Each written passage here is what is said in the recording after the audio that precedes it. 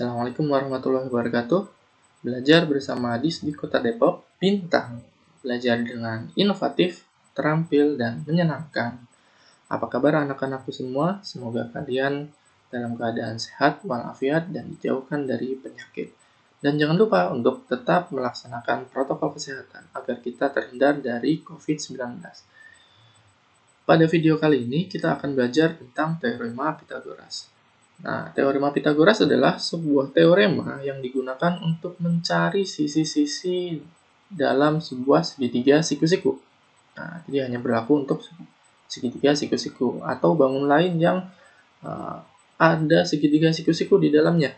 Nah, sebelum kita masuk ke teorema Pythagoras, kita harus tahu dulu nih bagian-bagian dari segitiga siku-siku.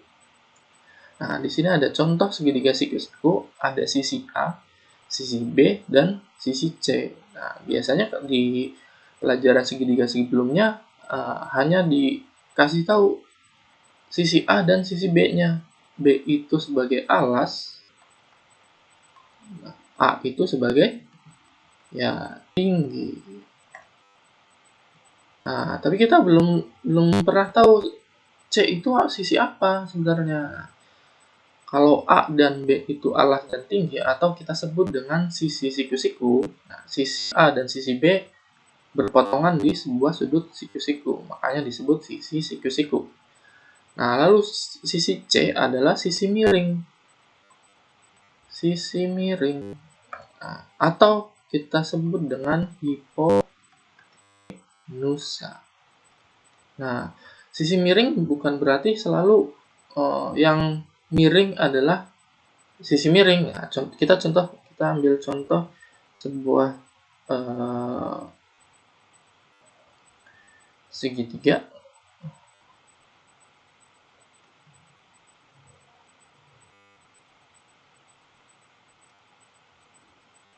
Nah, siku-sikunya ada di atas. Nah, apakah sisi miringnya adalah ini sisi A, ini sisi B, ini sisi C, contohnya.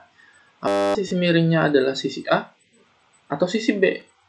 Nah, bukan dua-duanya. Sisi miring adalah, atau hipotenusa adalah sisi yang berada di seberang dari sudut siku-sikunya. Nah, kita contoh segitiga yang pertama, sisi C, sisi miringnya ada di seberang dari sudut siku-siku. Sudut siku-siku ada di sebelah kiri bawah. Nah, berarti sisi miringnya adalah sisi yang C. Nah, segitiga yang sebelah kanan, segitiga yang kedua, sisi siku-sikunya, sudut siku-sikunya ada di atas. Berarti sisi miringnya ada di seberangnya, atau sisi C. Nah, jadi kita harus tahu nih, jangan semua yang miring adalah sisi miring, belum tentu. Tapi kita lihat dulu sisi yang ada di seberang dari sudut siku-siku lah yang dinamakan sisi miring. Nah, bagaimana untuk teorema Pythagoras ini?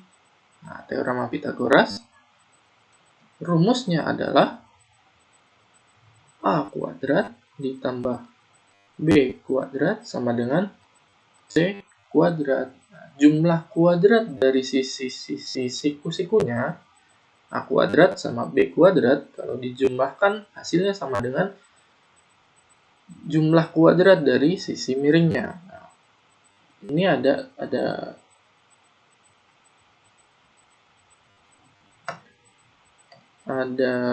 satu animasi, kita bisa coba lihat.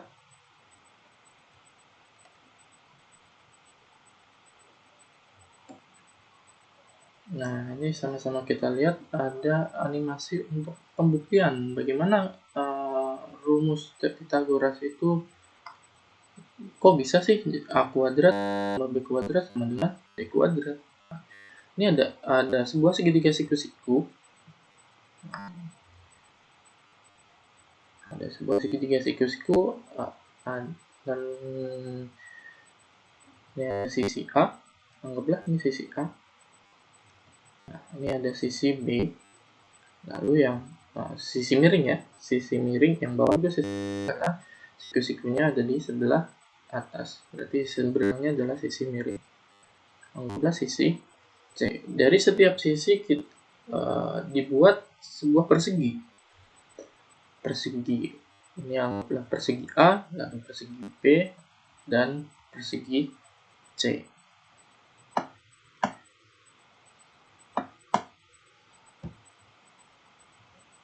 Nah, dari animasi tersebut, daerah yang berada di persegi A dan daerah yang berada di persegi B kita pindahkan ke daerah persegi C. Ternyata daerahnya menutupi persegi C dengan sempurna, atau dengan kata lain, luas persegi A dan luas persegi B kalau kita jumlahkan ternyata sama dengan luas persegi C. Nah, rumus luas persegi A, luas persegi kan sisi kali sisi, berarti A kali A atau A kuadrat. Persegi B, luasnya B kali B, B kuadrat. Persegi C, C kali C, C kuadrat. Nah, berarti dapat kita simpulkan bahwa luas persegi A ditambah luas persegi B ternyata sama dengan luas persegi C.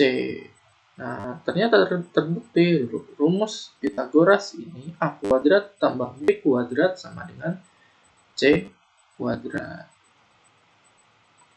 Nah, bagaimana kalau kita dalam mengerjakan soal penggunaan rumus Pythagorasnya?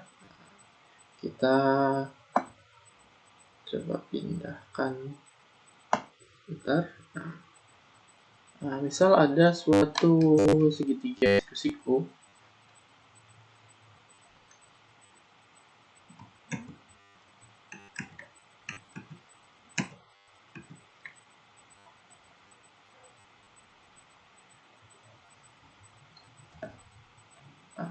Misal alasnya 5 cm, lalu tingginya 12 cm. Kita cari sisi C-nya itu berapa. Nah, karena C itu adalah sisi miring, berarti kita gunakan rumus Pythagoras. A kuadrat ditambah B kuadrat sama dengan C kuadrat, di mana A dan B adalah sisi siku-sikunya. Nah, terserah mau yang A itu 12-nya atau yang A itu yang 5-nya sama saja. Karena kalau kita coba masukkan ke rumus, A kuadrat 5 kuadrat ditambah B kuadrat 12 kuadrat sama dengan C kuadrat. 5 kuadrat 5 kali 5 25. 12 kuadrat 12 kali 12 144. C kuadrat, ya C kuadrat karena kita mau mencari nilai C-nya. 25 ditambah 144, 169 sama dengan C kuadrat. Nah, C kuadrat, bagaimana kita mencari C kuadrat? Kita pindahkan ke ruas kiri. Nah, kalau tambah pindah ruas menjadi min, kali pindah ruas menjadi bagi, lalu bagaimana kalau kuadrat? Nah, kalau kuadrat pindah ruas menjadi akar. Nah, jadi kalau C kuadrat sama dengan 169, maka C sama dengan akar dari 169. Akar dari 169 berapa dikali berapa? Berapa kuadrat yang hasilnya 169? Ternyata hasilnya 13. Maka panjang sisi miring dari segitiga yang atas tadi hasilnya 13 cm. Kita coba contoh satu lagi. Ada segitiga siku-siku. Nah, di mana panjang tingginya 4 cm, alasnya 3 cm. Nah, lalu berapa C? Kita masukkan ke rumus Pythagoras. 4 kuadrat ditambah 3 kuadrat sama dengan C kuadrat. 4 kuadrat, 4 kali 4 hasilnya 16. 3 kali 3, 9. Dengan C kuadrat. 16 ditambah 9, 25.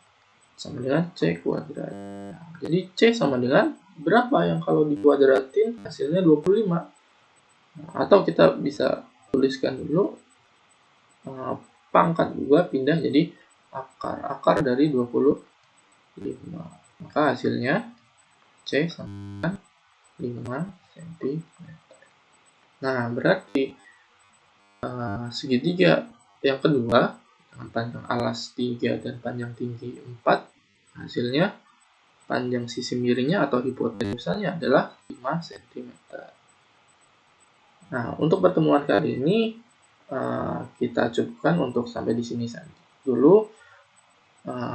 Untuk materi selanjutnya kita akan bertemu di video selanjutnya. Demikian, Assalamualaikum warahmatullahi wabarakatuh.